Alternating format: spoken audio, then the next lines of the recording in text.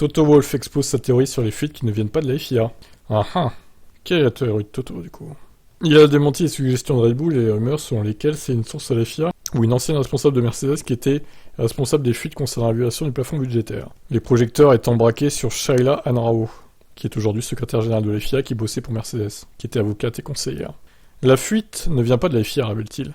Il y a 10 directeurs financiers assis ensemble toute l'année à essayer de comprendre qui a fait quoi, qui en a parlé. Je pense que c'était eux. Mais il y a eu une violation, donc, peu importe comment ça s'est produit, une violation est une violation. Cette volonté de faire sortir la taupe, c'est aussi une sorte de théâtre de guerre secondaire, une tentative de Red Bull de dévier l'attention sur ce qu'ils ont fait.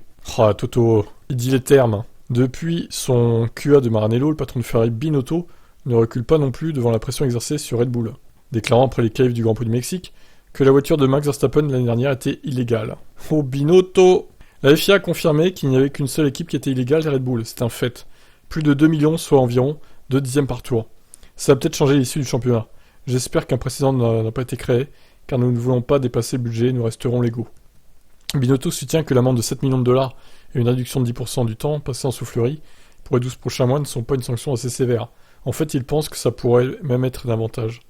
Comme l'a dit Laurent Mekies, la pénalité en soufflerie, si elle n'est pas accompagnée d'une réduction du plafond budgétaire, signifie qu'ils peuvent dépenser l'argent ailleurs.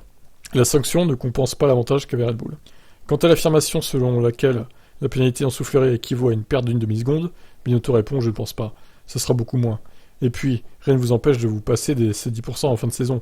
Une fois la voiture développée, 90% de votre temps alloué à développer votre voiture se passe finalement normalement. Le plus gros a été fait. » Voilà, merci Binotto, merci Wolff.